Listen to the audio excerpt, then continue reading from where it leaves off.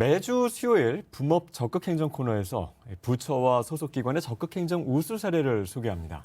오늘은 전현희 국민권익위원장 나오셨습니다. 안녕하세요. 안녕하세요. 네. 자, 위원장님, 지난 1월 25일이었습니다. 국가 청렴도 지수에서 우리나라가 역대 최고 순위를 기록했다라는 소식 이제 언론에 많이 보도가 됐는데 조금 더 자세한 내용 궁금해하시는 분들이 많아요. 어떤 내용인가요?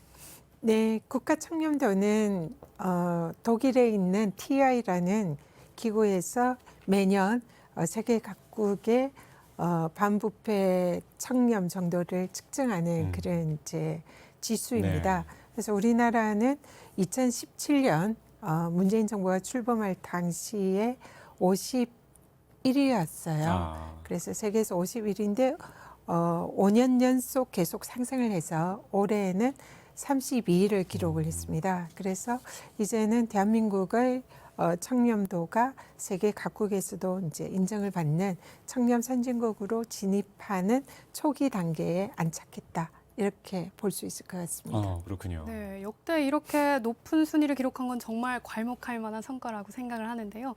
그런데 이제 시청자분들은 단순히 작년에 비해 한 단계 성장한 것이 아닌가 이렇게 생각하실 수도 있을 것 같습니다. 그래서 이번 발표가 어떤 의미가 있을까요? 네, 작년의 경우에는 아시다시피 LH 사태로 대표되는 공직자들의 부정부패 행위가 대한민국을 달군 그런 한 해였습니다. 그래서 사실상 청렴도가 떨어지지 않을까 이런 우려를 많이 했는데요. 다행히 또 공직자 이해충돌방지법이 제정이 되면서 그런 부분이 인정을 받아서 청렴도가 떨어지지 않고 높아졌다는 데 대해서 의미가 있고요. 그래서 국민들께서는 지금 현재의 청렴도가 우리나라의 국격에 비해서는 좀 부족하지 않을까 이런 우려도 하시는 걸로 알고 있는데 실제로 조금 부족한 부분이 네. 있는 것은 사실입니다. 그렇지만 우리 대한민국이 세계에서 점점 청렴한 이런 국가로 인정받고 있다. 그런 점에서 좀 의미가 있다 생각합니다. 네, 말씀하신 대로 이제 처음에 한 5년 전에 51위 그 정도에서 지금 32대로 이렇게 올라온 거죠. 5년 동안 그렇죠. 19단계가 상승. 굉장히 많은 상승입니다. 굉장히 그것도 상승폭도 굉장히 중요하다고 할 수 맞습니다. 있는데 이제 올해 청렴도 지수가 내년에 발표가 되지 않겠습니까? 어떤 목표를 가지고 계십니까? 네, 어쨌든 우리나라가 지금 세계 10위권 안에 드는 선진국인데요. 솔직히 31위 이러니까 좀 자존심도 상하고 좀 더 이 20위권 안에는 진입을 해야 하지 않는가 이런 생각을 하고 있습니다. 그래서 권익위는 내년에는 반드시 대한민국 국가 청렴도가 20위권에 진입을 해서 명실상부 청렴 선진국으로 도약할 수 있도록 최선을 다하겠습니다. 네, 상위권 달성이 머지않아 보이는데요. 최근에는 국민권익위에서 디지털 기술도 활용하겠다 이렇게 발표를 하고 디지털 국민권익 플랫폼 2022 비전도 발표를 했는데 국민신문고에 AI를 도입하고 또 메타버스 같은 키워드들이 눈에 띕니다. 구체적으로 어떤 내용일까요? 네, 권익위는 국민신문고를 운영을 하고 있고요. 국민신문고를 통해서 한 해 1,300만 건의 국민들의 민원이 접수가 됩니다. 근데 국민들께서 신문고에 민원을 제기를 하는데 해결이 잘 안 된다. 그리고 여기 가라 저기 가라 이런 이제 국민들이 매우 불편하다 이런 불만이 많으시고요. 그래서 사실 행정과 정치의 본질은 국민들의 민원을 해결해서 국민들이 불편하지 않게 하는 게 굉장히 중요한 업무다 생각을 합니다. 그래서 올해는 이 기존의 국민권익위원회의 국민신문고와 또 국민들의 이 제도 개선하는 저희들 창구로 사용하고 있는 국민생각함 이런 것을 좀 더 디지털 버전으로 업그레이드를 해서 국민들이 이리저리 가지 않고 한 자리에 앉아서 보다 더 민원을 신속하게 해결할 수 있는 그런 시스템을 만드는 것입니다. 그를 위해서 디지털 신기술인 메타버스 그런 시스템 그리고 또 뭐 여기에 여러 가지 블록체인이라든지 그런 다양한 디지털 신기술을 이제 저희들이 접목을 하고 또 AI 신문고 시스템을 도입을 해서 이 메타버스 시스템 안에 들어가면 AI 신문고가 국민들의 권익을 보다 신속하고 빠르게 정확하게 해결할 수 있는 이런 시스템을 구현하는 게 목적입니다. 네, 이게 워낙 이제 민원을 많이 받는 그런 또 부처이기 때문에 네. 지금 말씀하신 그런 부분들을 잘 활용하면 굉장히 더 효율적으로 할 수 있겠다는 생각이 맞습니다. 드는데 조금 더 이제 이어 나가자면 이 빅데이터 이걸 통해서 어떤 국민의 피해를 예측하는 그런 기술을 구현하겠다는 내용도 있거든요. 근데 이게 가능한가요? 네, 지금 저희들이 신문고를 통해서 한 해 1,300만 건 그리고 전화 상담, 국민 콜 상담을 운용하고 있는데요. 여기도 한 300만 건. 그래서 토탈 1,500 내지 1,600만 건이 한 해 제기가 되고요. 해마다 누적이 되는 민원 건수는 합치면 뭐 1억도 훨씬 넘겠죠.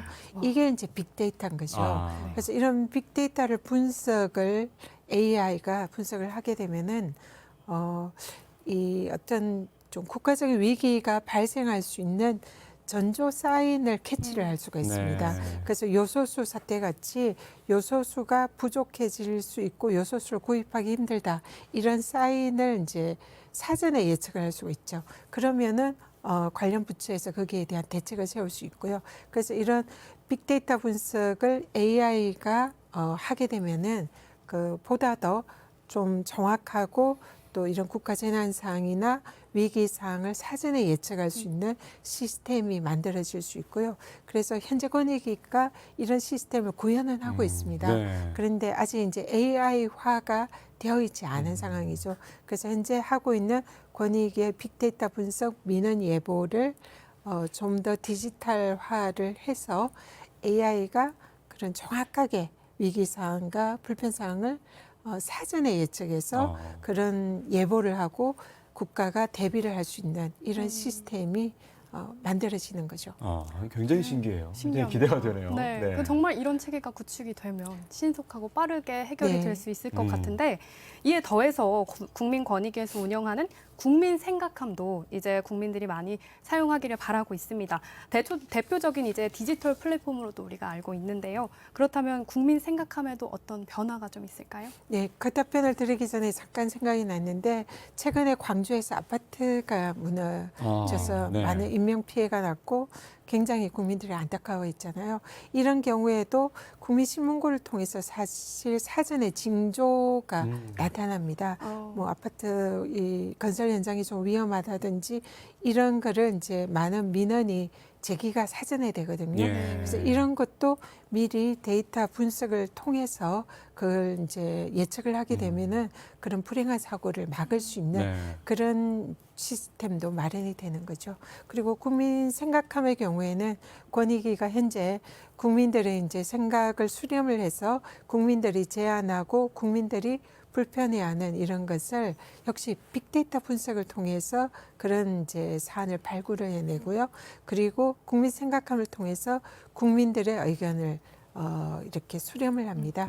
근데 여기에 디지털화가 이제 되면은 메타버스 시스템이 이제 도입이 되면은 국민들이 이 온라인의 가상 공간에서 뭐 수만 내지 수십만 명이 동시에 전자 토론회도 할 수가 있고요. 네. 그리고 또 그런 걸 AI가 이제 그런 의견을 이 정리를 해가지고 가장 국민들이 불편해하는 이런 부분에 대한 제도 개선안을 만들어낼 수가 있어요. 그래서 생각함도 그러면 현재 저희들이 사실 작년 경우에도 빅데이터 분석을 통해서 국민들이 제일 불편해하는 것이 부동산 중개 수수료가 부동산 가격이 올라가서 너무 비싸다. 네. 이런 불만이 많은 걸 이제 저희들이 확인을 하고 이 반값 수수료 개편하는 제도 개선안을 국민 생각함을 통해서 국민의 의견을 수렴해서 제도 개선했거든요. 그러니까 이런 시스템이 훨씬 더 지금보다 더 고도화되고 더 많은 국민들이 참여해서 의견을 낼 수가 있게 되고요. 그래서 이게 결국은 우리가 꿈꾸는 디지털 국민 권익 네. 그리고 디지털 직접 민주주의가 사실상 이 디지털 국민 권익 플랫폼을 통해서 구현이 되는 그런 효과가 있을 거라고 네. 봅니다. 또 국민 패널단을 좀 늘려간다면 또 신뢰성도 좀 높아지지 않을까요? 네, 이게 이제 많은 국민들께서 참여를 하시면 혹시 네. 그 중에서 그렇죠. 뭐 단순히 비판만 한다든지 좀 장난을 친다든지 좀 이런 진지한 의견을 또 안 내는 경우도 있을 수가 있잖아요. 그래서 권익위에서 국민들이 직접적으로 정책에 참여하면서 진지하게 국민들이 정치를 하지 않더라도 이런 행정에 참여할 수 있는 이런 통로를 마련하기 위한 게 국민 패널입니다.